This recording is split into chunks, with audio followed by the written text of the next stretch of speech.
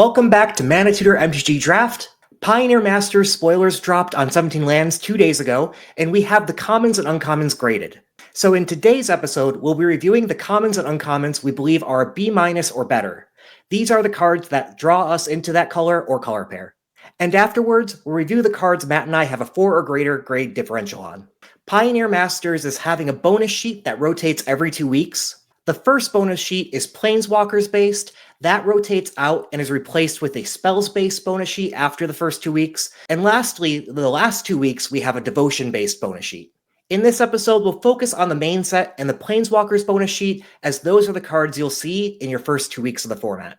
As a heads up, this episode is going to take a bit longer. I think we went for roughly 2 hours. That's because the set is pretty big, but we did get through a lot of good context of the best cards and the biggest differences. So if you're interested more in best cards versus differences, one or the other, I will timestamp this episode so that you can see and skip straight to the section you care more about. So check out those timestamps down below, but we do recommend viewing all of it before the set comes out.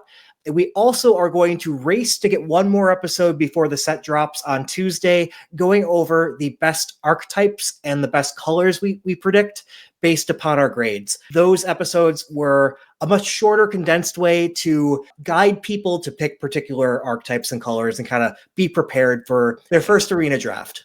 So up first, we have my 17 lands grade sheet. I have it filtered for the main set, which is why some of the cards here are not highlighted. And remember, the main set is available for all weeks of the format. So up first in white, I have Stasis Snare at a B-. I like that this effect can, at instant speed, be a removal for any creature.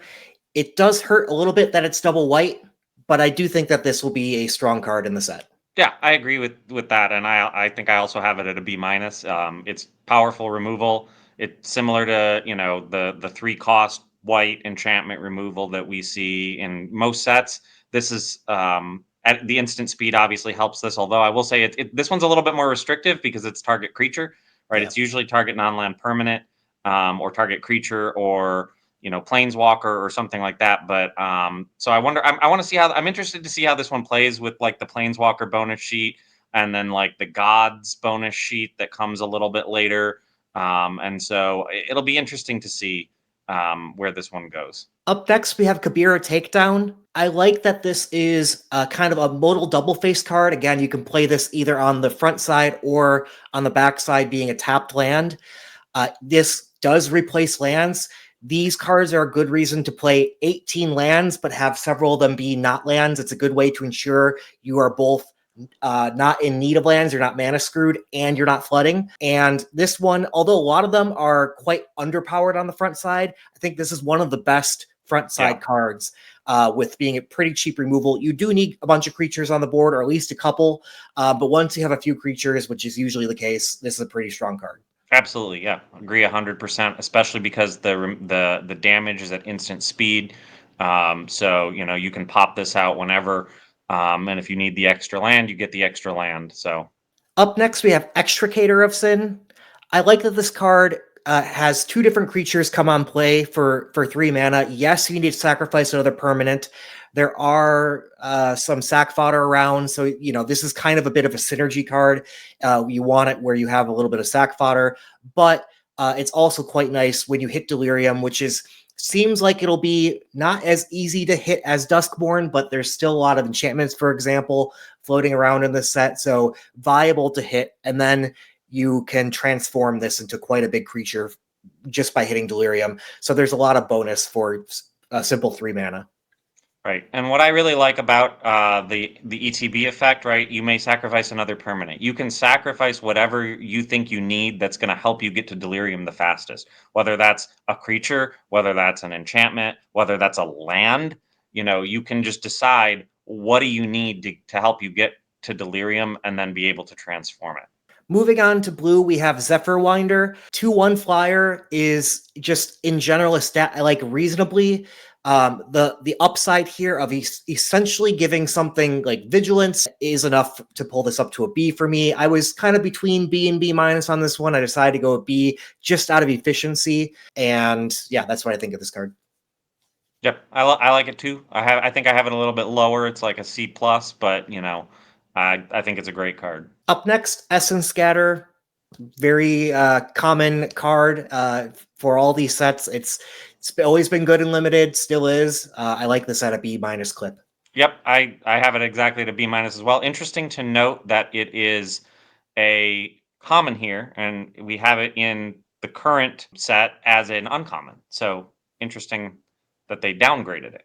In black, I have one of my favorite cards of the set so far, an ultimate price. I just love the efficiency at instant speed for only 2 mana. Yes, it's limited to monocolored creatures, but that is the majority of creatures out there, and this will always have a target, so I like it. Yep, I agree 100%. I think I rated it a little bit lower. It will always have a target, but it is premium removal no matter what. Up next, Obnixilis Cruelty. For 3 mana, being able to deal 5 damage effectively, that's a good rate for a 3 mana removal spell. This also can impact cards even higher than that in combat, and it exiles the thing, so any death triggers don't happen. All that together in a 3 mana package is good. I like this at a B. Up next, Fellstinger. I like the fact that this is a 3/2 Death Touch for 3 that also gives you an effect that we typically see on another 3 mana spell of Right. the draw 2 cards and lose 2 life. Yes, you have to sacrifice one of your creatures. So again, you're going to want some sack fodder around. But if you have that, this is a very efficient creature to get 2 effects that both usually cost about 3 mana on the same card, still for 3 mana. Again, and black is a lot of times lacking for card advantage, particularly if you're in a color like black white or black red. You don't get as much draw, and this kind of helps fill that void a little bit, particularly for like black white, where you're not so concerned about losing life because you have ways to gain it, and you generally also have small creatures around or tokens even that you can sacrifice. There's a little bit of bimodalness to this as well, in that it can also be a finisher. If you're in an aggro deck, they just need to get 2 more damage across. You can target your opponent. Up next in the Bs, I have Priest of the Bloodright. 5 mana, you get a 2/2 and a 5/5 flyer. That is a lot of stats for 5 mana. Yes, the 2/2 that sticks around does have getting an upkeep. You lose 2 life, but there's a couple things going on here. First of all, these creatures that come into play with a blocker effectively, right, is usually a good creature. Like, so you would probably be losing more than 2 life when they attack next turn anyways. Just chump block with this, and then you don't lose the 2 life later on. And if you can't do that, maybe, there's sacrifice synergies as well. So there's other ways to get rid of that if that's really going to be a problem for you. Right. I was just going to say this is actually great to sacrifice to the fell stinger, or to something else that similarly needs you to sacrifice something. Moving on to B-, we got Cruel Revival. It's a removal spell for 5 mana. It destroys target non-zombie creature that can't be regenerated, but then also return up to 1 target zombie creature from your graveyard to your hand. I like that this is a 2-for-1, and the key is how many zombies are there? Well, there's quite a few zombies in the set. Yeah. So it is conditional, which is why I have this at a B- rather than a lot of 2-for-1s are usually B+ in my mind. The rate isn't if too great for a removal spell. It is a 5 mana removal spell, which isn't typically great, but the fact that you can usually set this up for a 2-for-1, I think pulls us into the B range. Yep. Yeah. And fell stinger, for example, is a zombie, right? So great way to recur that later in the game, maybe draw more cards, things like that. To round out the B-, I put Night Howler. So this is Bestow creature, and I admit I've never played the Bestow before, so I'm not quite sure what to make of the mechanic. It looks fairly powerful, but it also looks quite overcosted on a lot of the creatures. But I think this is one of the better ones, which is why this is coming up here in the B range for me. I guess I'm putting a little bit of disclaimer. I might be underrating the Bestows, but I like this one a lot because you get a +X for the number of creature cards in all graveyards. Usually this type of effect is just your graveyard. When you look at everybody's graveyard, it becomes a lot more powerful. So this will usually be, a +2/+2 to +4/+4 on a creature. And then even when that dies, this will become your 2/2 to 4/4 on top of that. So that's a good amount for 4 mana. And if you needed to use the other version of just playing this as a 2/2 to 4/4 for 3 mana, it's not the worst thing in the world. And this does even grow bigger with the game over time. So that is definitely a bonus as well. Yeah, I don't love this card as much. I think this is actually going to one that we would talk about later on, but we can talk about it now since we're here because Yep. I rated this at a D plus. Mm. I just think it's too variable in my mind. I agree with you. Like if it's something that you can cast a little bit later in the game, that's fine. But this for me, it's like this is not a 3-drop. Yeah. You can almost never cast this on in your 3-drop slot because it would just die unless something else has already died in the game. That's what's difficult for me. Or even on your fourth, even on as your 4-drop, this is probably not something you're gonna want to cast because you may get +1/+1 on your turn 4, +2/+2 maybe.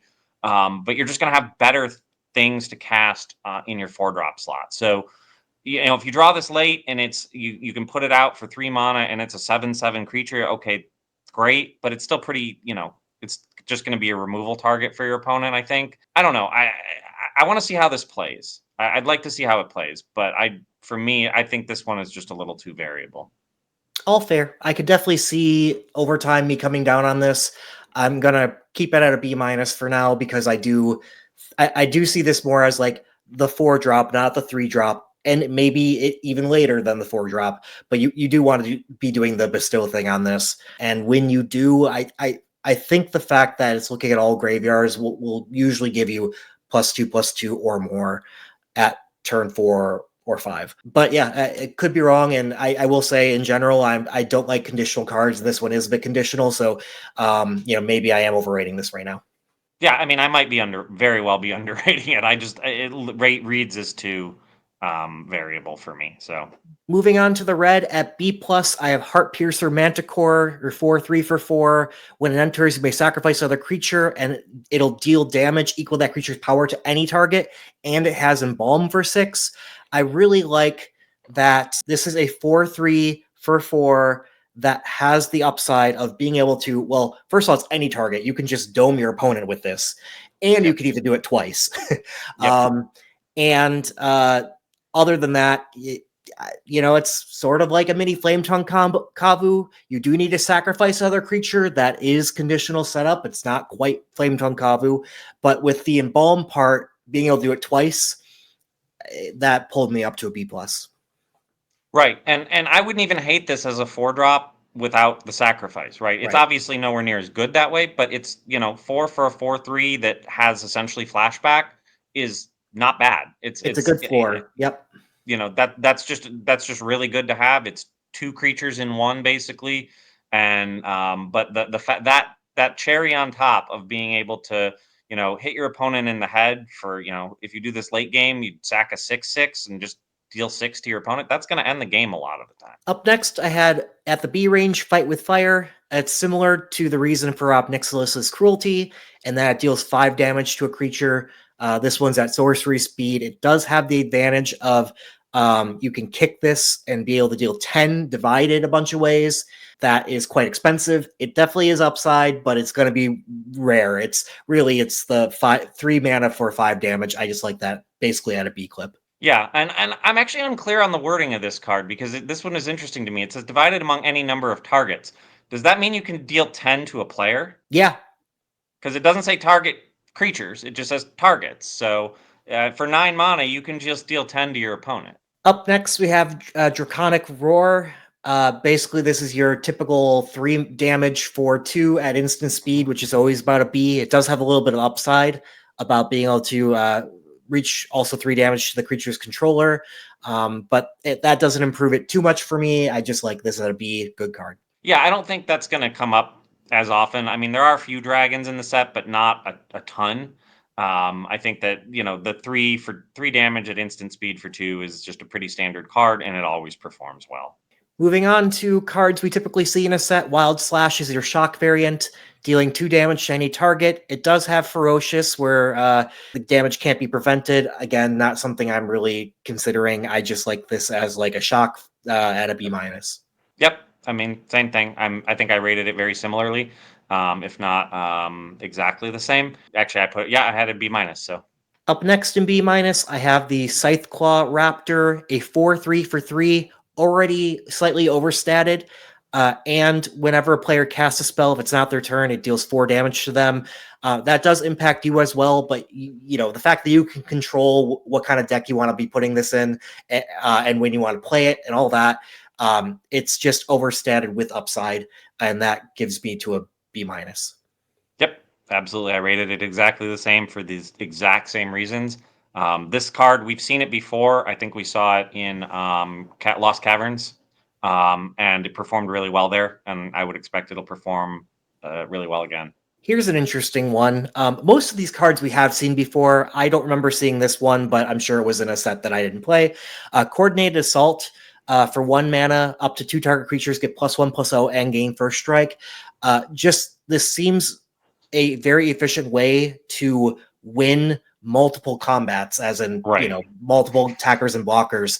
And so this really does seem to be quite powerful to me as a cheap trick. Yes, it requires a little bit of setup, but not a crazy amount. It's +1 is usually enough to get through what you didn't want to get, or you couldn't otherwise get through. And with first strike, your creatures are surviving. Yeah, absolutely. I mean, I actually rated this higher. I put this at a B. I think this is going to be an absolutely devastating combat trick to play and to have played against you.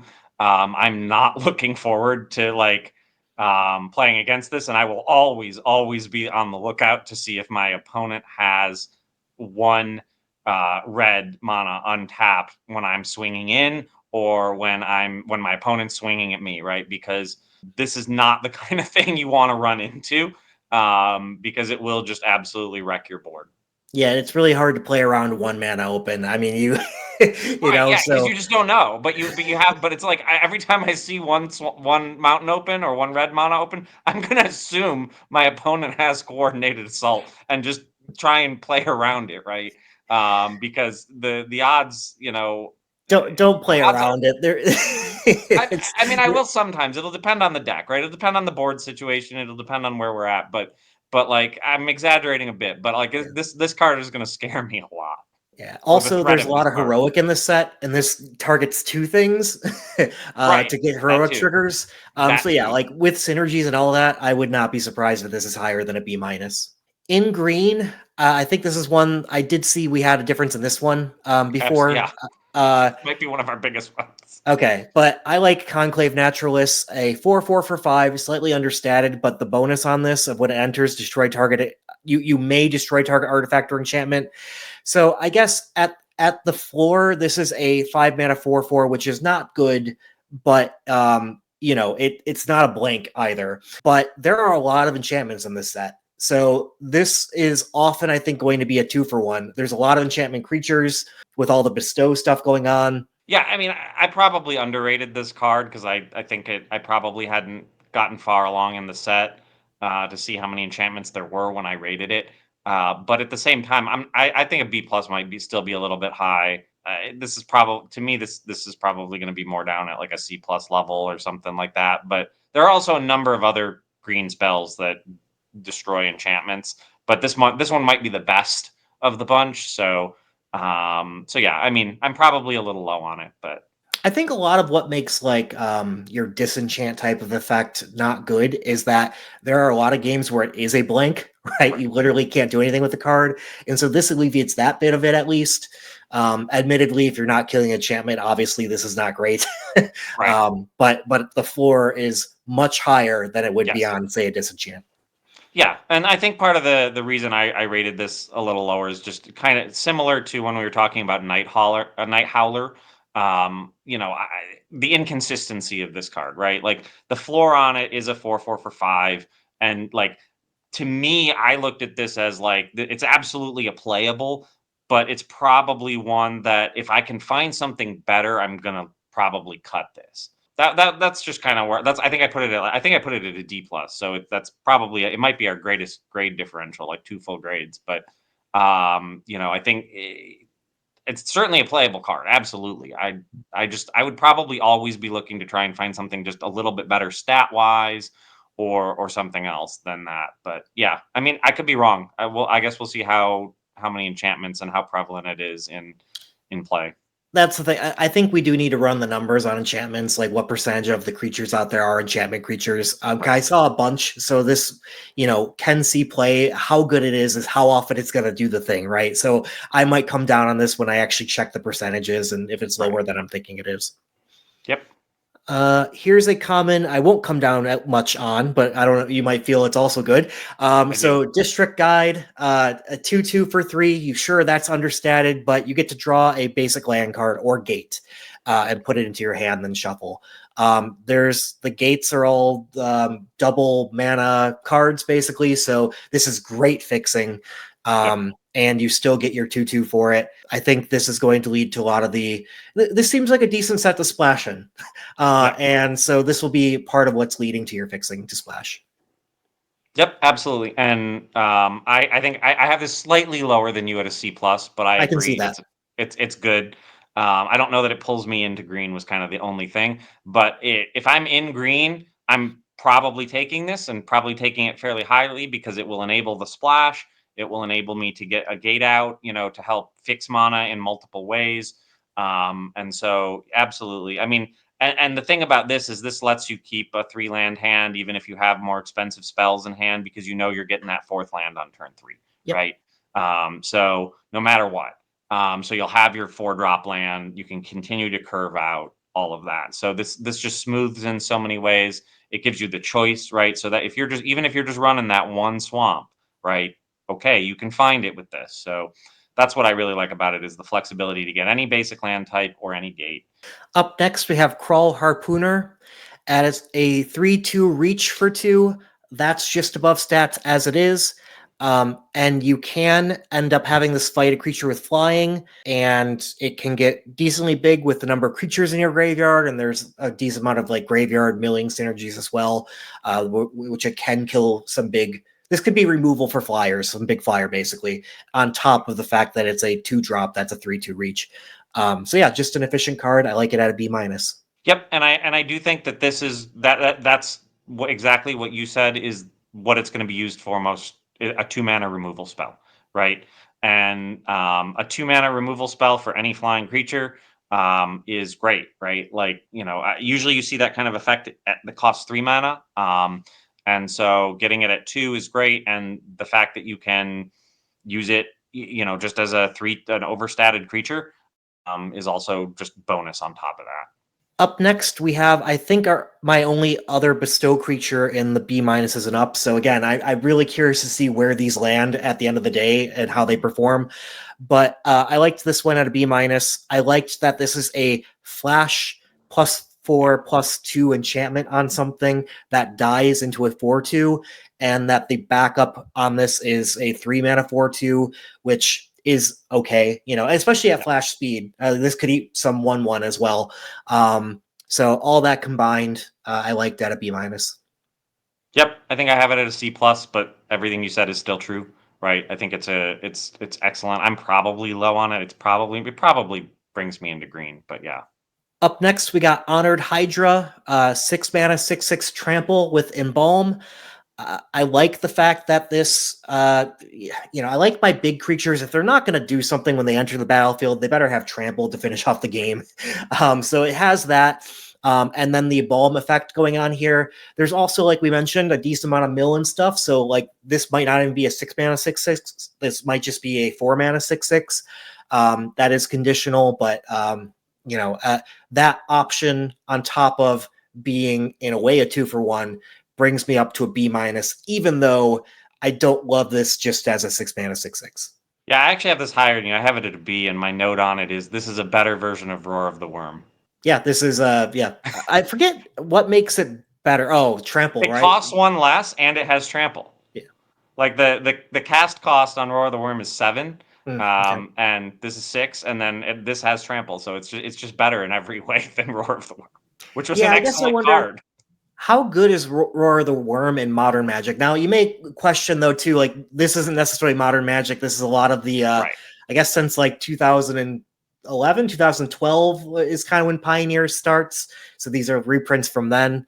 But I like the card too. Yeah, We'll you're see. right. I mean, Roar of the Worm probably, with power creep and everything, Roar of the Worm is probably not what it was when we played Odyssey, right? But Yeah. um, you know, it's still in my mind still a good card, right? Like, Yeah. the fact that you can get 2/6/6 creatures on the board. Now, the lack of trample in Roar of the Worm really hurts nowadays. But with the tons of creature generators and things like that, and you wouldn't probably play it in a standard deck. But like, yeah, I mean, for imagine like Roar of the Worm in limited was amazing, right? I think a similar effect in limited is still pretty amazing.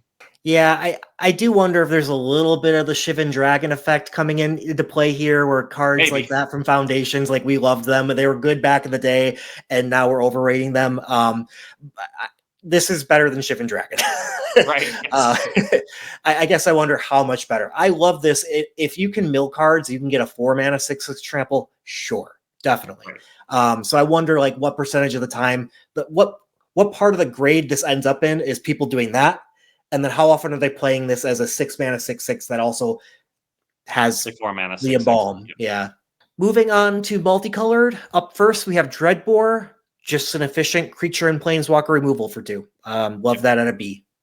Yep. I have the exact same rating on it. Exact same reasons. Only downside of it is sorcery speed, but 2 mana to kill any creature or planeswalker. I mean, you really can't beat it. So Next up, 10th District Legionnaire. I like that this is a 2/2 haster in an aggressive color pair. And that, well, I guess I was going to say heroic effect. It is a heroic effect. That's on that is one of the better ones. Getting a +1/+1 counter and scrying 1 every time it's targeted. This is going to be a reason to be targeting your tricks and things like the coordinate assault that we talked about previously. yep. I mean, yeah. I mean, you target this with coordinated assault. It's a 4/3 first striker. So that's going to kill a lot of things attacking into you. So that's pretty good. Up next, Loxodon Smiter, 4/4 for 3. It can't be countered, which is nice. If a spell or ability opponent controls causes you to discard it, put it on the battlefield instead of in your graveyard. There are some discard effects floating around. I don't think that's primarily going to be the way this goes on the battlefield. It is nice upside, but I'm not really counting that for much. Mostly just like this is a 3 mana 4/4. Yeah, I mean, a 3 mana 4/4 that can't be countered is great, right? Because turn 3, that's when your opponent may have counter spells online, right? Whether they go first or second, they could have Essence Scatter or something like that. So just the ability to get this through them, and no matter what, the spell is going to hit the board. Obviously can be removed, but like it's gonna do something. It's gonna impact the board. Next up, we have Dinrova Horror. For 6 mana, you get a 4/4, but it has enter the battlefield effects. It returns a permanent to its owner's hand, then makes them discard a card. In the late game, that is often just removal. So you get a 4/4 plus a removal spell for 6. It is a little conditional in that you need them to not have anything in their hand at the time, or if they do, it's maybe because maybe they're holding on to a land or something that can kind of hurt this. But it's still a 2-for-1, and I like that at a B. Yeah, I've got this a bit lower again because of that variability that you just talked about. Like it may be, it's always going to be a 2-for-1 probably, but it may be your opponent's discarding a land, right? And you can in fact make them discard a land because it is target permanent. So maybe I'm talking myself up a little bit on it, but the fact that you can kind of bounce things with this, I do think this will actually be interesting to see with some of the balance sheet, or sorry, the bonus sheet stuff. The gods, especially because of those gods are indestructible, but you can bounce them. So this may actually, I may come up on this. I definitely have this. I think I have it as C minus. So this will probably be in one of our greatest differences as well. But I'm talking myself up on it the further we go. So Up next, Catacomb Sifter, 2/3 for 3, but when it enters, you create a 1/1 as well that can sack to add a colorless mana. And whenever another creature you control dies, scry 1. So that's just a lot for 3. You get 3/4 worth of stats across 2 creatures, which in and of itself for 3 would be good. But then the fact that you can make it a mana producer and even scry 1, it's a lot for 3 mana. Up next, getting a lot for 2 mana, a 3/2 for 2, create a blood token. And then it has the ability to be able to -X something twice the number of blood tokens. You do have to sacrifice it, but still, the fact that you just get a 3/2 plus a blood token for this, and it can be used to remove something that you really need to get out of the way. Efficient creature, like it at a B. Yep, I think I have it a little bit lower, but the only thing I would note is I'm pretty sure, and I didn't look at all the rares and mythics, but I'm pretty sure this is the only card that generates blood tokens. So the practical matter of this is that you're going to, give something -2/-2 until end of turn. Maybe if you get 2 of these out, it's -4/-4. But like the removal is going to, I think, be less than the just the stats on raw stats on the card, which are good, right? You can trade this into an X3, whatever that is, and then you get the blood token, which is helpful to kind of move through your deck, right? If you've got an extra land in hand later in the game, being able to discard that to draw. So, yeah, I think it's useful. Last up in the Bs for the multicolored, a card I like quite a bit, 3/2 First Strike Vigilance with Heroic, where all your creatures get +1/+1 and trample when you target it. That is a lot. I really like First Strike and Vigilance together, where the First Strike can be used both on offense and defense. This might be one of my favorite cards of the Bs or multicoloreds that we talked about so far. Yeah, I mean, just getting an anthem effect for whenever you cast a spell on it is amazing, right? And giving everything trample is just like the chef's kiss on top of it. This card is great. Moving into the B minuses, I have Tomebound Lich, 1/3 Death Touch Lifelink for 3. When it enters or deals combat damage to a player, draw a card, then discard a card. I'll say my heart wants to be slightly lower on this, but I think this will be good, and I do think that looting effect, similar to the last set where I was underrating those, I'm trying to learn from my mistakes. So I have this as a B minus, and I could see it even being a little bit better or a little bit worse. But here's where I'm starting with it. Yeah, and I actually have a note on my version of this, the new Dreadwing Scavenger, right? Because it reads a lot like it, right? It doesn't have the flying, but it does have Death Touch, which means your opponent's not going to want to block it. And it doesn't. The downside is, right, it doesn't do it on attack like Dreadwing Scavenger does. You actually have to deal damage to the opponent. It doesn't have the evasion, so it's clearly not as good as Dreadwing Scavenger in many ways. But I think it's going to perform well. Then we have Dreg Mangler. 3/3 haste for 3 is already okay, and the fact that it has the scavenge to give a +3/+3 on something later on top of that makes this in a way a 2-for-1. I like it at a B minus. Yep, it's just an efficient creature. Everything that can do double duty right is great, because you're getting more value out of single rectangles, right? One of the most limiting factors in a limited deck is the number of rectangles you put in it, right? You basically get 23, unless you're running a really low cost deck and can cut lands. So every card needs to do as much as it can, and this does as much as it can, right? It gives you 2 effects on 1 card, and that's almost always going to do really well. Up next, Thunderclap Wyvern. 2/3 flash flying. Other creatures get +1/+1 flying creatures. So I wasn't quite sure where to put this. The 2/3 flying for 4 is underwhelming, but it has flash and it being an anthem in this color pair. You definitely want to have a lot of flyers to make this worth it, but that flash anthem that still comes in with the creature is quite powerful, and I think it's enough to put this into a B minus for me. Yeah, I've got it as C plus, but just because of that extra mana, like, yeah, I love the flash, but it's basically Emperor Eagle for an additional mana with flash, right? I would much rather have this at 3. Having to hold up that 4 mana just to play this as kind of a combat trick when your opponent attacks in, and you've got to have the other flyers to really back it up. I'm not sure it's going to play quite as well, but I mean the difference is minor, right? I've got it at a C plus. I don't know that this pulls me in the same way as seeing an Emperor and Eagle come to me like pick 3 or something pulls me into white blue in foundations, but it's still good. Yeah. Yeah, I guess there, a little bit that pulled me up to a B minus is the fact that this can eat something too that Right. technically taps attacks on in, and you can save up some other instant in favor of at least being able to do this end of turn if you didn't play your counter spell or whatever. Right. So there's some flexibility there. Is that worth the additional mana? I don't know. I'm kind of Yeah. with you in that I feel like I want to go down to a C plus on this one.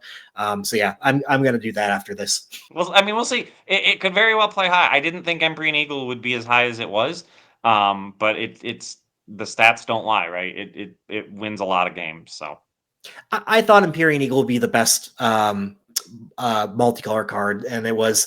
It wasn't. It was the second right, best, I yeah, guess. Dreadwing Scavenger was right. So, But but I was yeah, I high mean, on the still, Empyrean Eagle. But yeah, for a 4 mana is a lot worse than a 3 mana for sure. Up next, we have Sin Collector, 2/1 for 3, that can look at opponent's hand and choose an instant or sorcery card and make them exile that card. I liked that this was a 2 for 1 for 3. There's a lot of good instants and sorceries in this set. I am also kind of thinking twice about how often this will hit. I do right. worry a bit that it won't hit as often as I was thinking originally, and that this should really go down. So yeah, I think this is more at least a C plus, maybe even a C because it could miss and it's really bad when it does. Yeah, Yeah, I'm I have it talking at a myself C down. minus for that reason, just because when it hits and you can pull a stupidly powerful instant or sorcery from your opponent, that's going to feel really great. When it absolutely whiffs and it's just a 2/1 for 3, you are going to wish you did not have this card in Yeah. your deck. And I think that it's going to be tough to play this. Like, this is probably pretty good most turn 3s.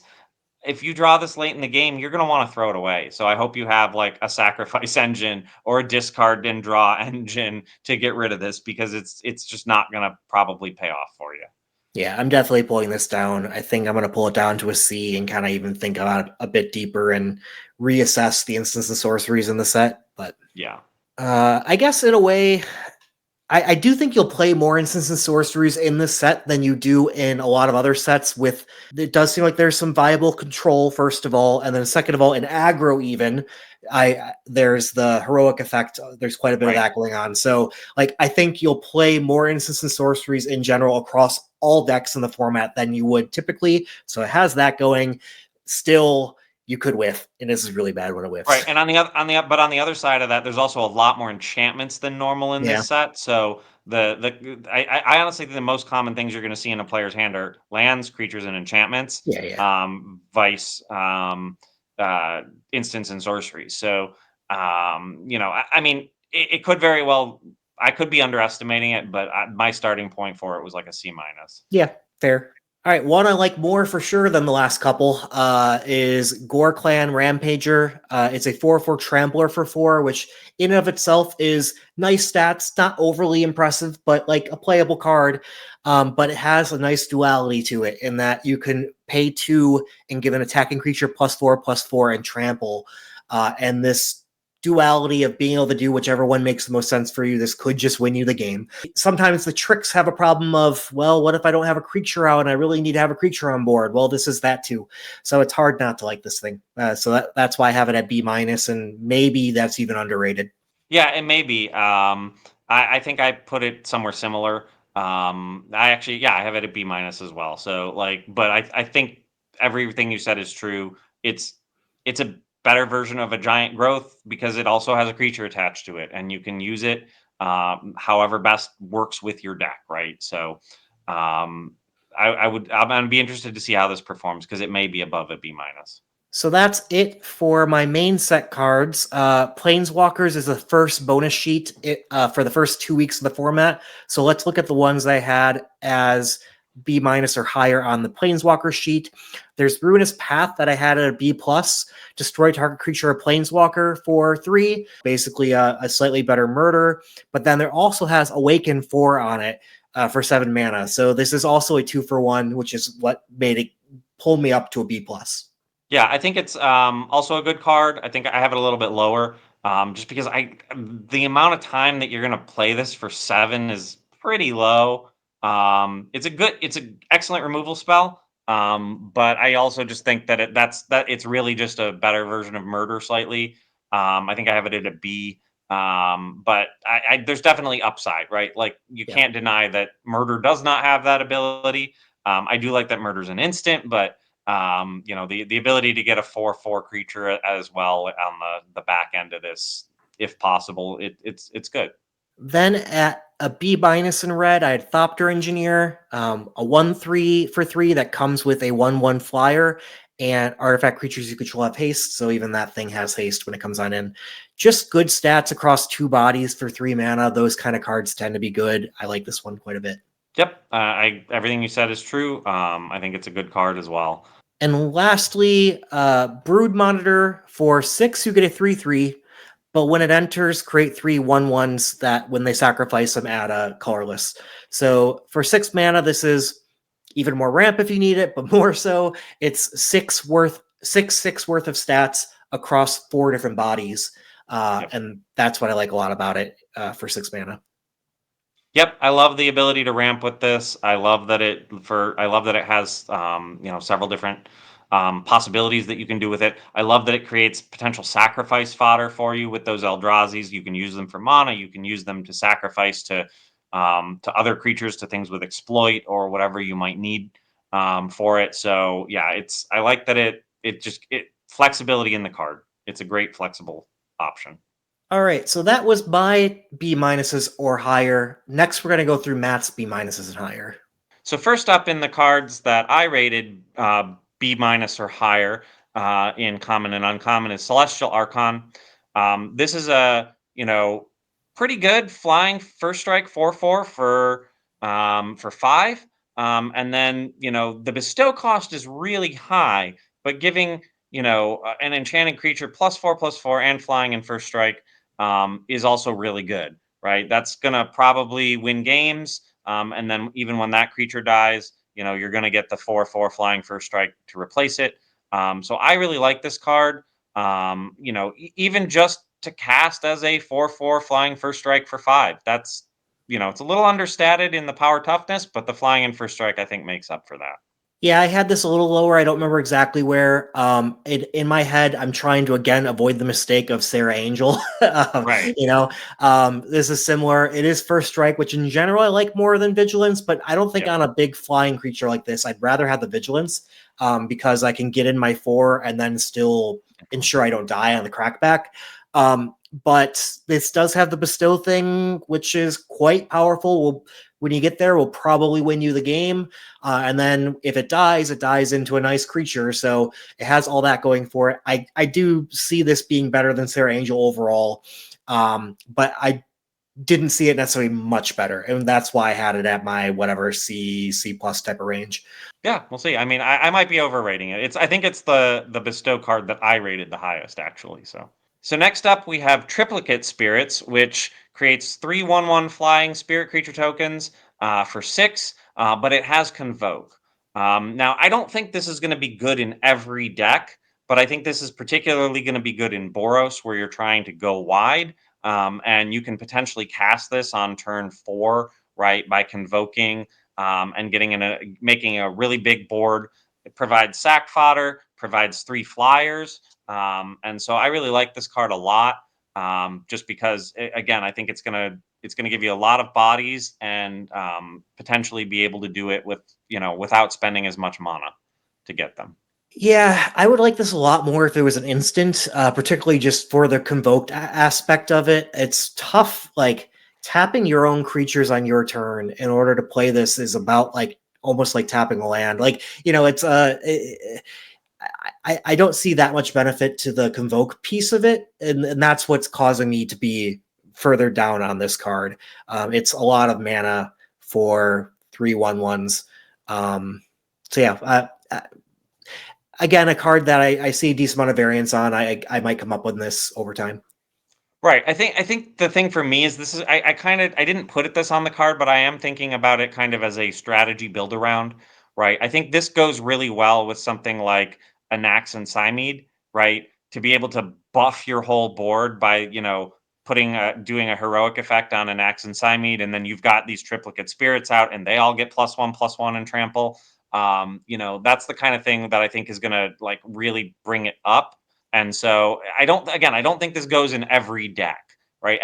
Every white deck should not run this, but the decks that do want to run it, I think will do really well with it. So next up we have Silk Wrap. So enchantment, when it enters, for 2 mana, exile target creature with mana value 3 or less an opponent controls until it leaves the battlefield.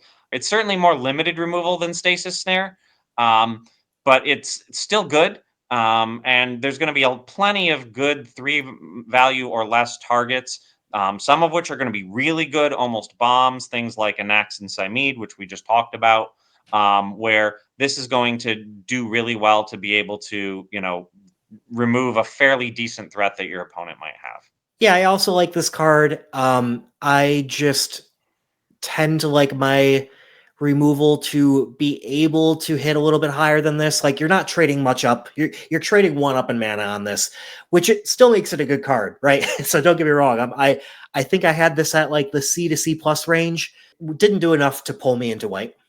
Right. Yeah. And I might be slightly overrating it, but I don't think by much. I think it is going to do a lot. A lot of those, really powerful, like a lot of those multicolored cards that you just talked about in your B to B minus range, right, were 3 mana or less. And so I think that's where this card is going to shine a lot, on some of those really powerful multicolored cards, particularly. So we'll see. I mean, it may land more in the C to C plus range, but I think regardless, I don't think it'd see it going much lower than that.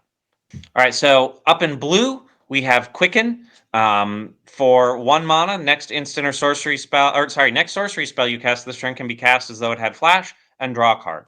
I like this because it's cheap and it can enable some really interesting surprises for your opponent, right? Um, you know, Use an example that you just talked about, Jeremy, triplicate spirits, wanting that to be an instant. Well, now it can. I don't know that I'd want to play that in a blue white deck, but maybe if I did have a Thunderclap Wyvern, that might, triplicate spirits goes pretty well with that. So, but Quicken, I think, is just going to be good because it's going to enable you to do things that your opponent's not going to expect, and it's a cantrip, so it replaces itself. All right, here's my comment for you, commenter Midnight J. I do not like this card. So I did like Fleeting Distraction, right? And Fleeting Distraction needed the -1/-0 for it to be a good cantrip. I think people underestimate how much reducing your opponent's creature by one power can win you a battle. This isn't my words. LSV so Louis Scott Vargas in Limited Resources in the last episode called Fleeting Distraction Swords to Plowshare, draw a card. I wouldn't quite go there. Right. He said it like tongue in cheek, but he likes the card a lot, and I agree. I like Fleeting Distraction a lot. I don't like this. It is nice to have a sorcery be flash, sure. How often is that going to come up and really matter and be worth a card? I don't think a lot. So I forget what I gave this. I think I put this in like a D range. So this would be one of our biggest differences, I think. But it can't be that horrible, right? Like it just replaces itself for 1 mana. It has all the things that made Fleeting Distraction good when you didn't want the -1/-0. But if you're not getting another benefit outside of the -1/-0, and making a sorcery flash to me is not a big benefit, it's not a card worth putting in your deck. We'll have to We'll see. see. Maybe there are some sorceries that are worth making Yeah, flash. I was gonna say, I think there really are quite a few really powerful sorceries in this set that would be absolutely broken if they could be played as instants, and this lets you do that. So we'll see. Again, I don't think this is going to be one of those cards that goes in every blue deck, but I think if you've got a or a blue red spells deck, this is great because you can get multiple triggers of things like prowess off of it or something like that, and potentially play a really big board impacting sorcery at instant speed. I mean, we'll see. I may be dramatically overrating this, but I think it's going to do pretty good. And then so last up in blue, we have Aqueous Form. So enchantment 1. I think we've seen this card before. The enchantment for 1 blue, enchanted creature can't be blocked, and whenever it attacks, scry 1. I really like that this just for 1 mana can basically win you the game potentially if your opponent doesn't have removal. The scry 1 is also just really nice because that's going to help smooth your draws. You can put this on something early to just get in a little bit of damage every turn, reliably, set up your next draw, and then again potentially win the game by putting this on something like a 6/6 if your opponent just doesn't happen to have removal handy. This is probably also among our biggest differences. I don't like this card a lot. I like my cards to represent a creature or remove a creature. Like this does none of that, right? It just enhances a given creature.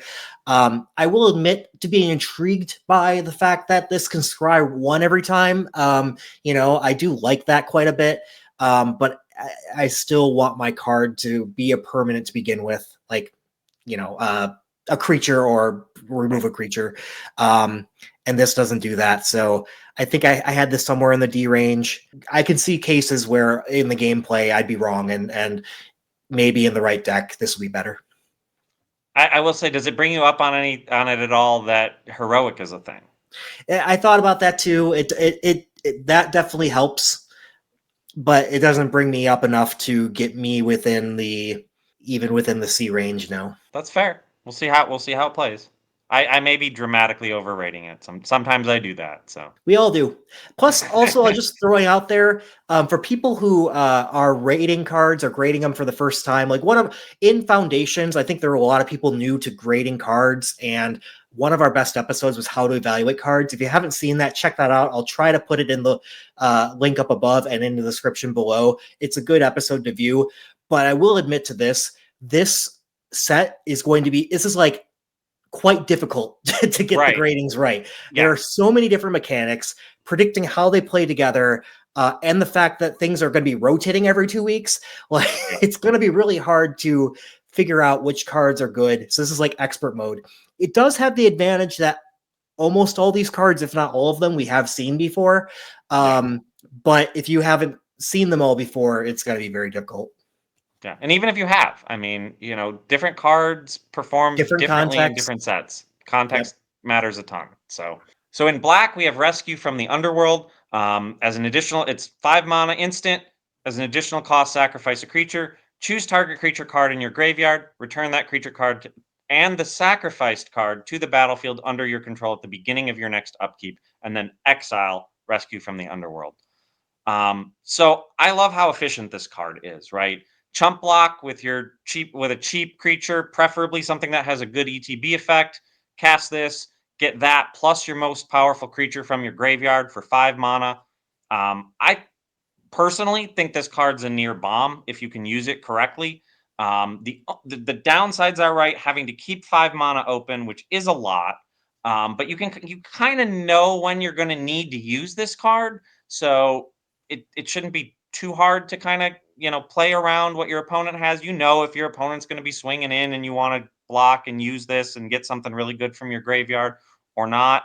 And then the other downside is, right, it doesn't return them immediately. It returns them at the beginning of your next upkeep. So, they're going to be summoning sick when you do this. But you're at least going to have them on the board to block and then attack in. So I like this card a lot. I This think you have a different opinion, though. Yeah, this might also be a card that we have quite a bit difference on.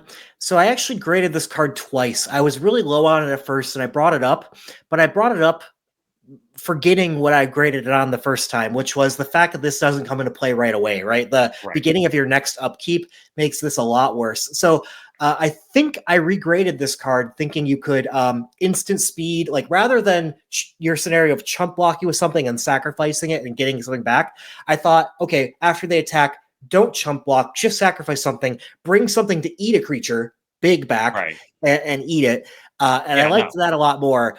I think my key is being able to return something from your graveyard to the battlefield for 5 mana tends to not be great. Sometimes you end up getting something weaker on back, and in order to get something bigger, there is a decent amount of mill. But you need to make sure you're milled something greater than 5 mana to make it worth it, which you're not playing that many spells of that. So that's my concern here. I forget exactly what grade I gave it, but I don't see this any higher than, say, like a C minus. But Yeah, we'll see how it plays. I think there's a lot of really powerful cards. I think the bonus sheet is going to help a lot with that because the interesting thing about this is target creature card, right? All the gods are technically creature cards, even though they're only creatures on the battlefield if you have a certain devotion level. So I think this one might be one of those ones that varies a lot based on the what which 2 week bonus sheet we're in, because I do think there will be a lot of good opportunities to potentially use this to bring in some real bombs. But we'll have to see. It may not perform as well as I think. So next up we have Blood Scrivener, which is a 2/1 for 2, and if you would draw a card while you have no cards in hand, you instead draw 2 cards and lose 1 life. I like this because it's pretty efficient, and later in the game, this is going to be really great card advantage if you can keep it on the board. Obviously, it's not the best stats wise, but it's also not going to probably be a huge priority for your opponent to remove. And if they have to waste a removal on this just so you're not drawing 2 cards, I'm happy with that because then they're not using their removal on something else. And in the meantime, I'm going to be drawing cards. This is just a Phyrexian arena on a stick, and it's cheaper. So, I think it's pretty good. The only downside is you have to have no cards in hand, but late game, that's not going to be a huge problem. yeah, I agree with everything you said on this card. I couldn't quite pull it into the B minus range because of the 1 toughness on this. Yeah. I but C to C plus somewhere in there for sure. And I do really like what the thing that makes 2-drops tough a lot of the time is they're not good late game, and this one is that's Yeah. a lot of benefit towards this card. So I like this card quite a bit as well. So next up, we have Supernatural Stamina. 1 black mana instant. Target creature gets +2/+0, and when it dies, return it to the battlefield tapped under its owner's control. Right. So we have a version of this in Foundations currently in Fake Your Own Death. This is 1 mana cheaper, and but it does not give you a treasure token like Fake Your Own Death does. Fake Your Own Death is performing pretty well. I mean, it's maybe not quite in the B minus range. I think it's more in like the CC plus range. But I think this card, because it's cheaper, it's going to be a little bit more flexible. I'd actually rather have this version of the card, I think, than the one with the treasure token, because saving 2 mana is a lot different than saving 1 mana. And so this is, I think, going to be really good to just help you eat creatures and then bring back something with an ETB effect or something like that. So I think this will be play pretty well. Plus, it can trigger heroic. I agree with all of your reasonings on why it's a better card than Fake Your Own Death. Where I have a tougher time is the set context, because Fake Your Own Death had Burglar Rat, had Helpful Hunter, Right. had those cheap cards that really benefited from getting some more power to kill something, and had the enter battlefield effect.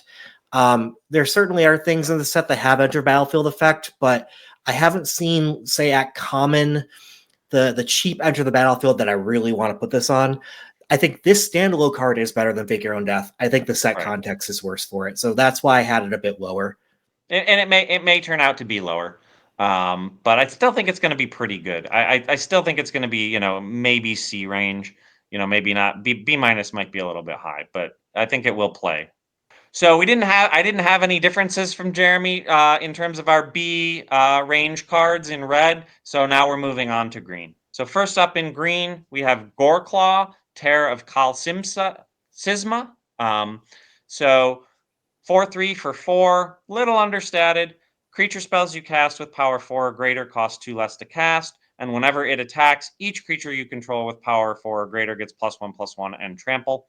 Right, so this card itself attacks as a 5/4 with trample for 4, which is in and of itself pretty good. But you have that bonus that it also makes every big thing you have in your deck cost less to cast. And I think that's going to play really well with cards like Honored Hydra. Plenty of other cards as well, though, that are going to, do really well, coming in after this card comes in play. So I think this is going to perform pretty well. Yeah, I think you're talking me up on this a little bit. I forget what I had it at before, but I don't think I judged it attacking as a 5/4. With trample, yeah. Yeah. So I think I agree with you at a B minus on this one. I didn't love that it had a 3 toughness. It's understated to begin with, and I still don't love that. But that's what keeps me from taking this up to say a B, right? Yeah, no, I don't think this is a B, but I do think this card will play pretty well. It's going to let you play more high powered creatures. Not too many because this Right. is uncommon. You're probably not getting multiples of these, but you know, I would consider 5 to 7 cost things a little bit more with a card like this in the deck. So next up in green we have Clear Shot, 3 mana instant.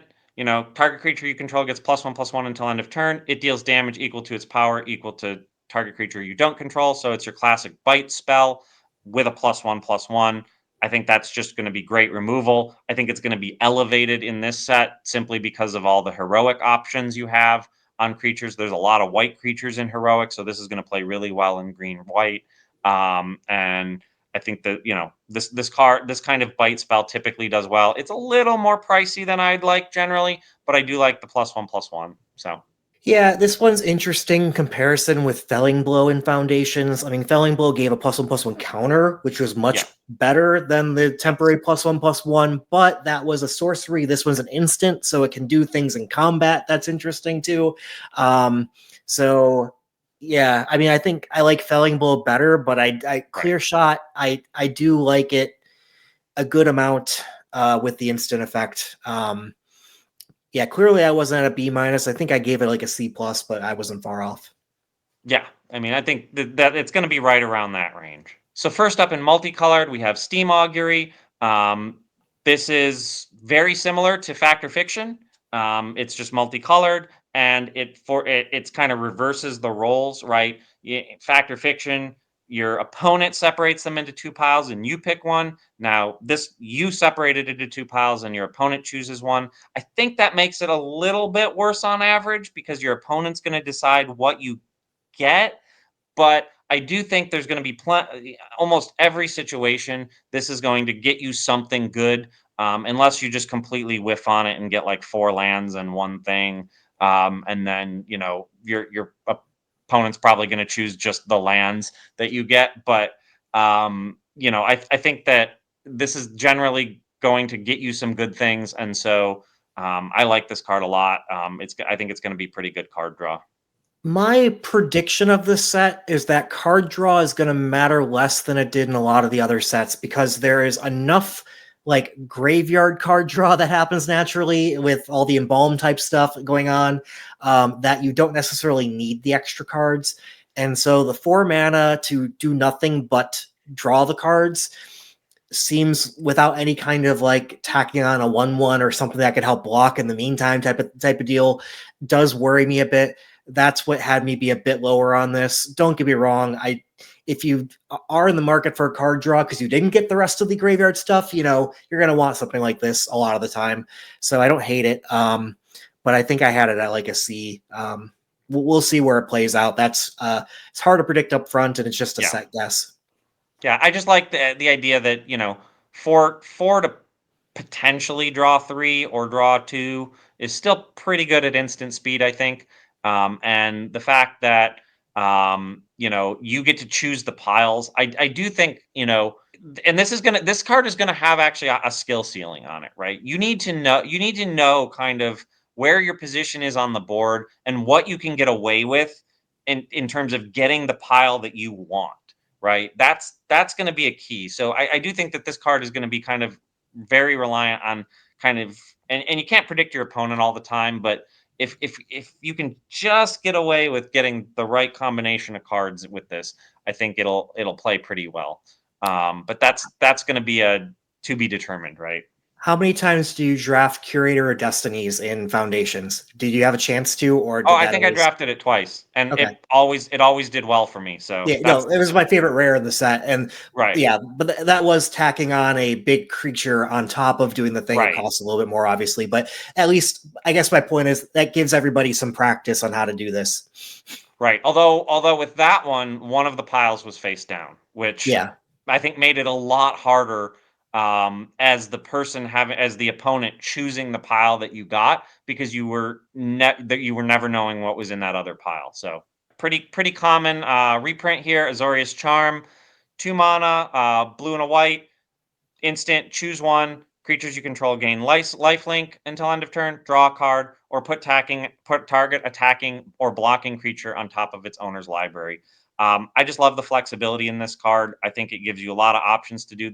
The most common things you're going to do with this are either draw a card or put an attacking or blocking creature on top of its owner's library. The lifelink is situational, but when you need it, it's really good to have. The ability to kind of bring yourself out of danger, insulate yourself from a crackback, is going to come in handy on occasion. And so I like the flexibility that this card offers because it can remove something. It can usually you see that put a creature on top of its owner's library for 4 mana. So obviously it has to be attacking or blocking. So this is a little bit more limited in that. But it is going to happen, and you're going to be able to use it. And so I think this card's pretty good.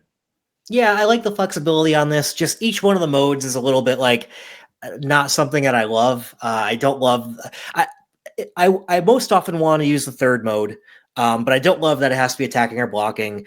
The lifelink will come up sometimes when you need it, and the draw card is a good buyout.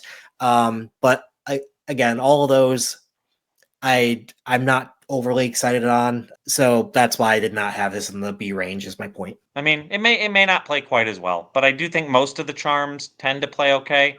I think this one might be the best of them. So we'll see how it plays out, though. Yeah, you'll definitely play this in blue white. Don't get me wrong. I'm not overly attracted to it itself. So last up in multicolored, that in terms of the cards that I had at a B or in the B range that are different from Jeremy's, is the Swift Warkite. So for 6 mana, you get a 4/4 flyer, which isn't great. But when it enters, you may put a creature card with mana value 3 or less from your hand or graveyard onto the battlefield. That creature gains haste. Return it to your hand at the beginning of the next end step. This is going to be really good, I think, with anything that has an ETB effect or any fairly powerful creature that you can use to attack in with. And then the fact that you get it back in your hand lets you use it again. I think this is another one where there may be some variance throughout the set based on what's in the bonus sheet, because a lot of the gods cost 3 mana. So the ability to put one of those 3 mana gods, onto the battlefield, it may not be a creature, but if it does come in as a creature late in the game, because this is going to cost 6, and a lot of those need like devotion to a color or combination of colors of like 5 to 7, somewhere in that range. You may be able to swing with like a 6/6 indestructible god with something like this. So, I think there may be some variance in this, but it was enough for me where I looked at this and I'm like, this is probably going to be good. I don't have much to say. This does have a type of enter the battlefield effect. Like I don't like the 6 mana 4 for flyers, right? Right, right. It has a little upside to that. It really depends on what you can get into play with this. And so I didn't like the variance, but it's a reasonable playable. Before we move on to our top differences, we need to ask you to please like and subscribe. We've grown our subscriber count 45% since the start of Foundation Spoilers, and we're looking to continue that momentum into Pioneer Masters. So please take a moment to help us out and click that subscribe button. Now back to our content. So next, we're going to go over the cards that we had the greatest differences on. We'll start with the ones that I graded higher compared to Matt, and we'll go over the ones that had a grade differential of 4 or higher that we didn't cover already when we talked about our favorite cards. So up first in that would be Humble Defector, 2/1 for 2. We talked about some reasons why I didn't like a 2/1 for 2, but I did rate this one higher than Matt. But it's the tap to draw 2 cards, and then target opponent gains control of it after that. Activate only during your turn.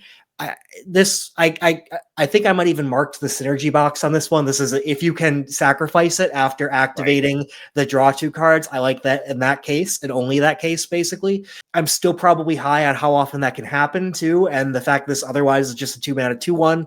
So I do think I would come down a little on this to maybe like a C minus. I have a little hard time. This is between like a C minus and a D plus in my mind. Let me know if you think it's worse for some reason or not. Yeah, I mean, I had this at a D minus. I really like this card in Constructed and Commander, right? I think this card is really great when you have things that you can build it around, and it has a very specific use in a deck. But this card, in terms of a limited play, I think is going to not play particularly well. Really, you have to have an instant speed sacrifice, right? So things like Exploit don't work with it. I think there's going to be very limited opportunities to do that. Also, the fact that you can only activate the ability during your turn means you can't even use this as a chump blocker, then trigger the effect and sacrifice it. So I just think the use case for it is so small that it may find the right a position in the right deck and do amazing. But I think overall this is a much better constructed card. So that's why I had it at a D minus. Yeah, I'm definitely with you that this is lower than a C. I still think I'm at about a D plus on it because I still kind of like the scenario where you still early on play as a 2-1, sure, but then let down the line, this can just be a draw two cards. Now your opponent's going to get 2-2, but you get to first, right? Right. So I still see it as a bit of upside, even without the sacrifice case. And then when you have the sacrifice case is when you really want this. But you are right. Instant speed sacrifice is going to be hard to find. How often does that come together? That's the open question. Right. The thing I don't like about if you can draw two at the end, and then give it to your opponent who can potentially draw two is number one, like you have to be basically sure you're going to win the game. You never want your opponent to be able to activate this ability. If your opponent gets to activate this ability, sure, you get the card back and you can do it again and you can trade it back and forth, but you don't want to do that. You want to be able to use it and then deny it to your opponent. And if you can't do that, then it loses a lot of it, almost all of its power. And if you're at the point where like, well, if I draw two cards, I can probably win the game, then you're probably winning the game anyway. And so that's why I don't know. Yeah. I don't love it, but we'll see. Well, it might play better. Up next, Destructive Revelry. I think this is the same difference that we had between like how many enchantments are there for the Right. Conclave Naturalists, right? Yeah. I saw a lot of enchantments. I'm not sure exact percentages, and I want to double check that before I back my C plus, right? But if this is destroy target creature, deal 2 damage for 2, basically, then it's a good card, right? Right. So it's how often are the enchantments going to be creatures, and I think I am high on it on C plus. It definitely is not just destroy targeted creature Right. on there. So I'm willing to come down. I wouldn't come down to a D. I think I'd come down to like a C minus because there were enough creatures, I think, for it to be at least that. But sorry, enough enchantments for it to be that. Still don't love it. In fact, I rated this and Conclave Naturalist the same. I clearly underrated Conclave Naturalist. It's probably more like a C minus, in my mind at least. But this card, this is essentially in some cases a 2 mana to do nothing, and that I can't see that being higher than a D. It's situational at best. I'm certainly going to play it from time to time, and maybe I'll play it a lot if it turns out it's actually really good. But I just think that if they don't have the enchantment or the artifact, this card is just sitting in your hand doing nothing. Yep, fair enough. Up next, we had Nyx Weaver, 3 mana, 2/3 reach. Beginning your upkeep, keep mill 2 cards. That's really what got me to a C on this. Is the mill that will come out of this in addition to the just it being a creature on the board. But then it also has the benefit of return target card from your graveyard to your hand for that buyout kind of later in the game type of thing. So this has a little bit of like, this is pretty decent early, still kind of decent late. It fuels itself for the late game stuff as well. Yeah, I just like board presence that's also milling. Yeah, I don't like milling myself. That I think is where this comes down to the major difference we had in this one, right? I absolutely hate this card. Now again, if you've got the right deck for it and you absolutely want to mill yourself, like if you build this, if you build a deck around this and you put the Hydra in it that has Entomb for 4, like several copies of that, or other cards that have Entomb, or other things you can cast from graveyard, or rescue from the underworld, like to bring stuff back, then I could see you building an entire deck around that strategy. But as just a general rule, I don't like to mill myself. Unless I can get a good scry setup going and I know what I'm milling is not going to be something I'm really going to need. But the fact that this just mills you every turn for two, is not great to me. And it's understated. Sure, it's got reach. And sure, yes, later on you can exile it to return one of the cards you milled. But if you've got this out for 5 turns, you're milling a quarter of your deck, and I don't see that as useful. Like I said, how I don't think drawing cards is all that important necessarily because you can play them from your graveyard. This is kind of what I see as fueling at this type of deal. Like green black will want to mill in order to get all the different scavenge and awaken type effects. Your Roar of the Worm becomes a 4 mana 6/6 trample. Right. No, like I said, Uh, if you can build around it, I think it's probably a lot better. But just as a general rule, I don't love those kind of decks, so yeah, I tend to avoid them. This will probably not be a D minus card, right? Like I think this I was just hate rating this card in sure. some ways, so this probably won't be that low. I probably should come up a full grade on it to like a C minus, but I just don't generally love self mill effects. I love milling my opponents, not me. Up next, we had Fanatic of the Mogis. I liked that this gives red final reach. And reach, I mean, in terms of doming the opponent at the end. So a 4/2 for 4, obviously not great, but a serviceable creature that also can be a game ender. Yeah, I just liked that this is most likely to deal several damage on enter the battlefield to your opponent, and I think this will win a lot of games. Yeah, my hesitation on it, and I rated it a C minus, so we were like a grade and a half different on it. Um, is that red tends to have small creatures, and those small creatures tend to have to be used to either chump block or something like that. So the amount you're going to get a high devotion to red, is lower. And the other thing I don't like about devotion in this is, devotion I think is a much better mechanic in constructed because you can build monocolored decks. Yeah. It's very hard to build a monocolored deck in limited. And so this is going to hit for 3, 4, maybe late game 5, which again is not bad, right? That's not bad, but I don't see it at like a B rating for that. I think there are plenty of other cards that will have more impact on the board for 4 mana, than this. But I could be wrong. I could be Yeah, I could no, be underrating it. that's fair. I can see myself overrating it. I'm keeping it at a B, but I think there's a decent amount of variance here in how this will actually play out.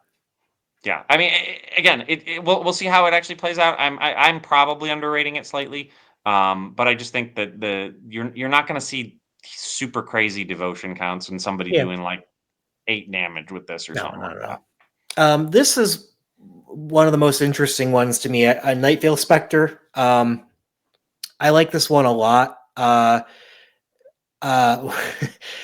in my workplace Magic tournament that I had there's another Spectre. I forget the set we played, but it won me the game, and it was basically this effect. So for 3 mana, you get a 2/3 flyer, which that in itself is pretty decent. We've seen a Win lot rate. of B plus cards with that stat line, and then when this deals damage, you can end up getting a card off the top of your opponent's library and being able to play that, whether it's a land or if it's a spell. Um, oh, I think one thing I'm missing. It doesn't say you can spend any color Yeah, mana. that's what I was Uh, just about to say. Is the use case for this is basically you're going to get some free lands, most of the time, right? yeah, And that's a hey, huge once you get difference. some free I lands, read. maybe you can play some of their spells. But Yeah, um, I assumed you could. That makes a yeah, big difference. I might even match you at the C. Like it's that big of a difference. I just missed that. yeah, no, I mean, I think it's good. I do think it will do some interesting things. At the very least, it's taking stuff away from your opponent, which is good. It's always good if you can exile cards from your opponent's library or force your opponent to discard cards or things like that. So I see a use case for this. So black, blue, and we didn't really go over archetypes for this. We'll do that, I think, when the set releases. But black, blue is really milling. There's a lot of good opportunities to mill your opponent in this, and this does feed that because it will help to get rid of your opponent's deck quicker. And so that's where I see the primary use card for this card.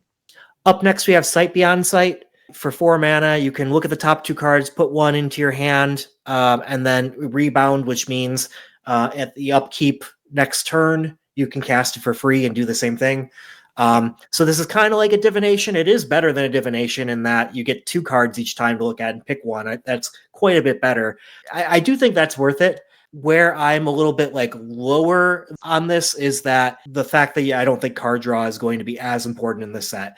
I graded this as a better divination, and I think set context will bring me down, not all the way to a D- to match you, Matt, but I think I'm going to come down to a D+, and I could see that maybe being a little low. Like a C- to D+ is kind of where I'm at on this. Yeah, the better comparison for it is just it's an incredibly overpriced sleight of hand. I mean, sure, you get to do it twice, but it costs 3 more mana than sleight of hand. Yeah, but on a So single card, that's better, right, like right.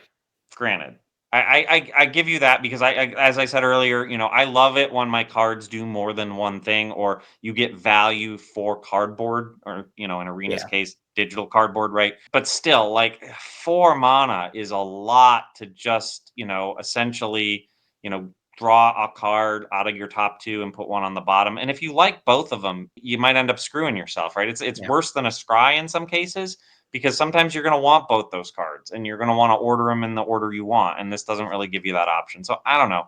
I don't love it, but maybe it'll find a use case. Now looking at the cards that I rated a lot higher than Jeremy, we've got Tome Scour. I rated this a B-, and Jeremy rated it an F. So this might be one of our biggest differences the other way around.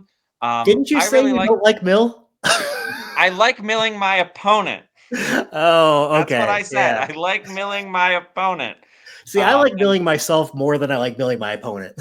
right, right. Well, I like milling my opponent more than milling myself All right. because milling my opponent lets me win the game. So, Yeah, sure. milling 5 cards for 1 mana on an opponent.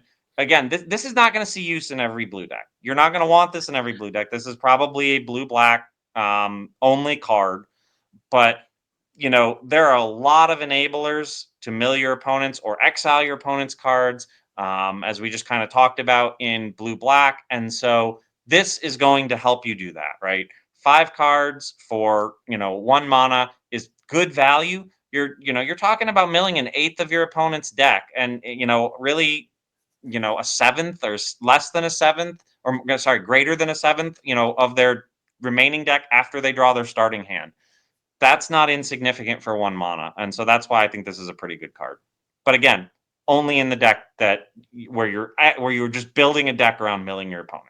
Yeah, there is the that enchantment that like mills 2 Yes. for your opponent anytime. I forget what the name of the enchantment is. Okay, yeah, it's Sphinx's Tutelage, which I do like. Sphinx's Tutelage. Whenever you draw a card, target opponent mills 2 cards. Yes. Yeah, if you can pull the right deck together, I can see it. But it is interesting. Like, I would like to see for Tome Scour be able to break the 17 lands win rate into people who milled themselves versus people who milled their opponent. And see what's better. I do in general like milling myself more. I think in blue you probably do want to mill your opponent in this case. Yeah. But yeah, it's just interesting. Right. It'll also be interesting to see where this goes based on the bonus sheet week. Because the Planeswalkers bonus sheet's got Jace, and Jace is great at milling your opponents. So, you could probably more easily build that deck during the Planeswalker bonus sheet. So, Yeah, I'm skeptical on the mill. There's clearly they tried to fit that on in, so there will be some percentage of games definitely won on that. I'm not going to pursue it myself, but and don't get me wrong, I'm not a mill fan, but I've definitely pursued it and thought it was good in several formats, right? And I don't think it is here, but I could be wrong. It may not turn out to be as good, but I'm at least interested to try and build an entire deck around milling my opponents. We'll see how it goes. So next up, we have Touch of Moonglove. You rated this as a D, Jeremy, and I rated it up at a B.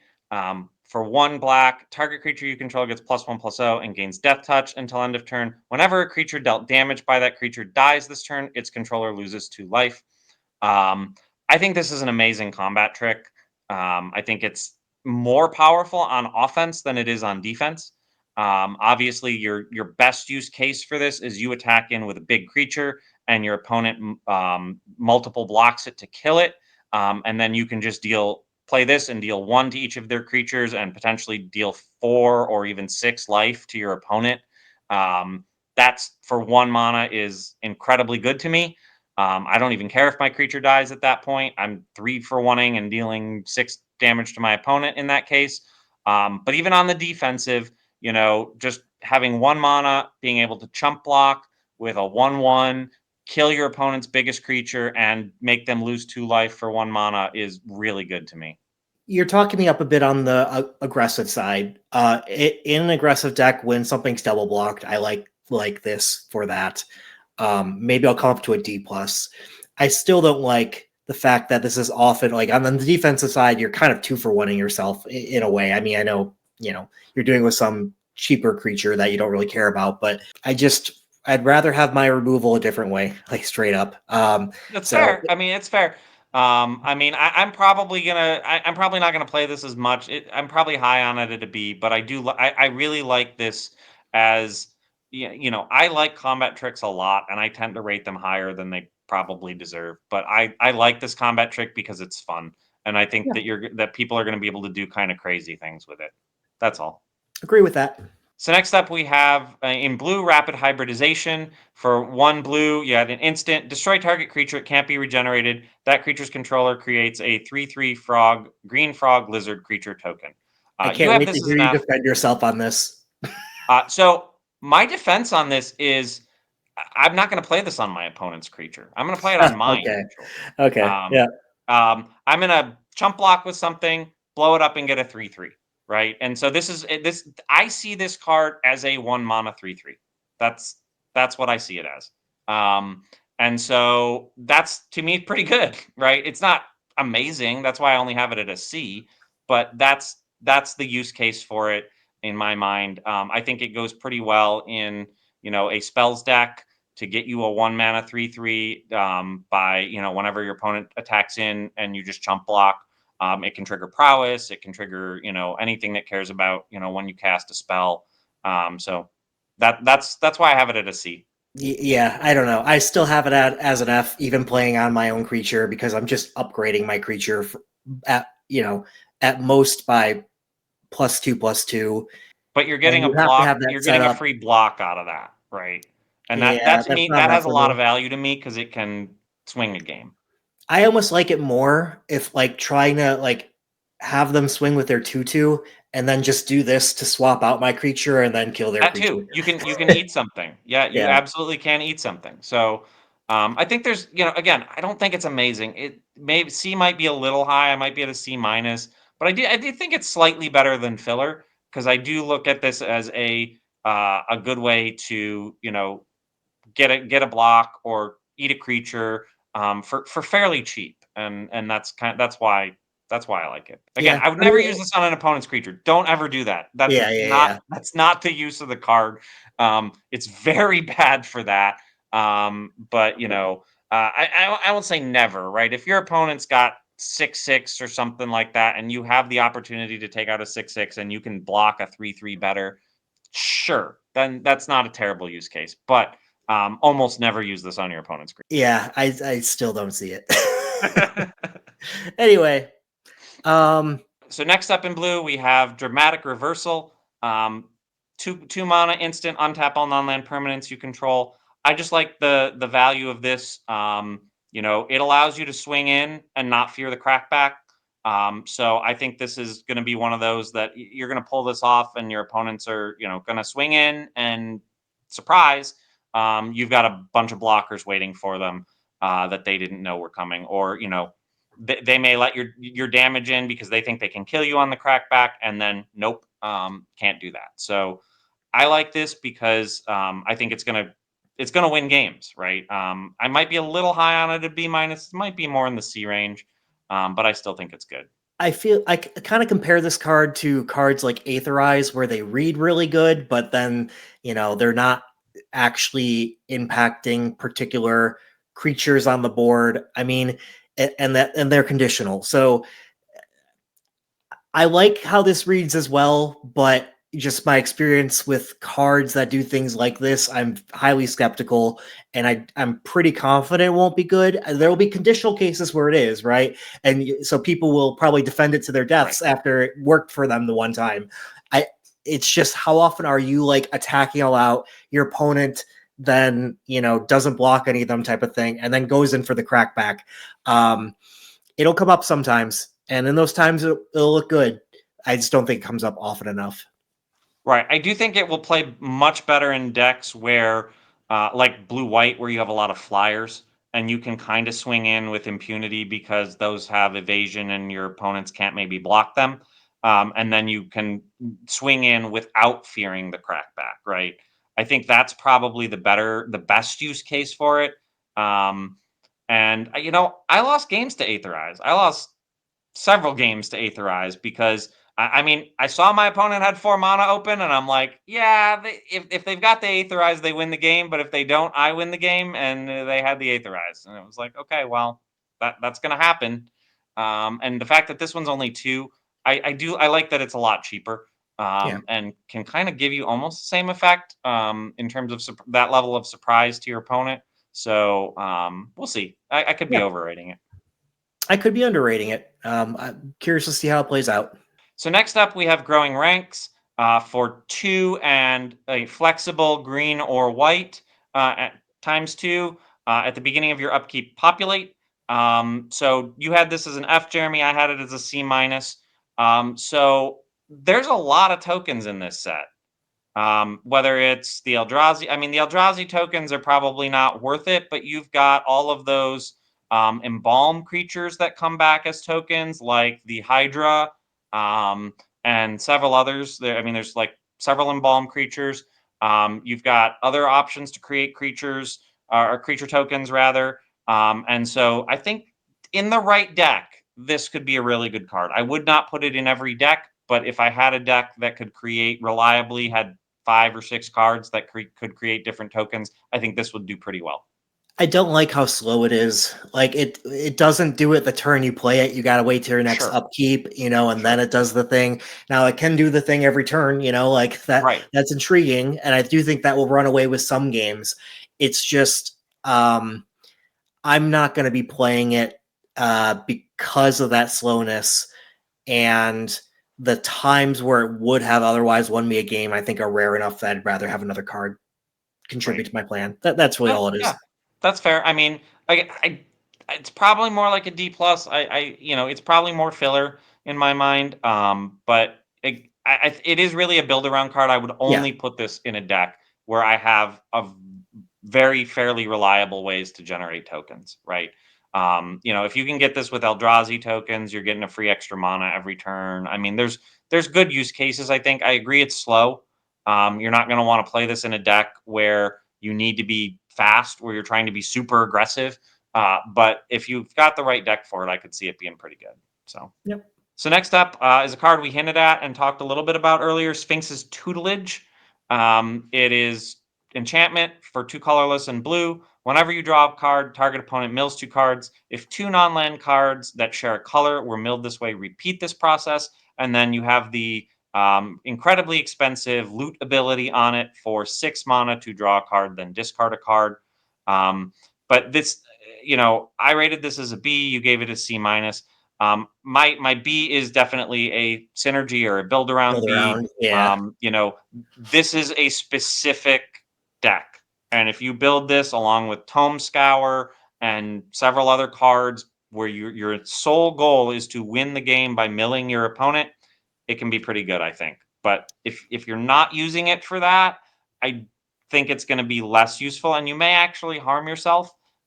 because if your opponent's playing a deck like green black, like Golgari, where they are going to be able to maybe play stuff from their graveyard, you may just be giving them fuel.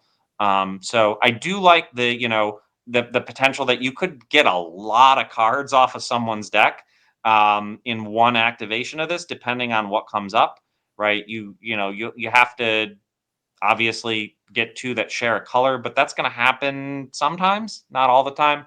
And then you might get four for one activation. So I think this will probably take your opponent's deck out pretty quick. Yeah, this is one I can definitely see coming all over the range. Right. It basically depends on how often are people playing this cards in decks they shouldn't be for the Right. win rate, right? Like versus when they're playing it only in the decks they should.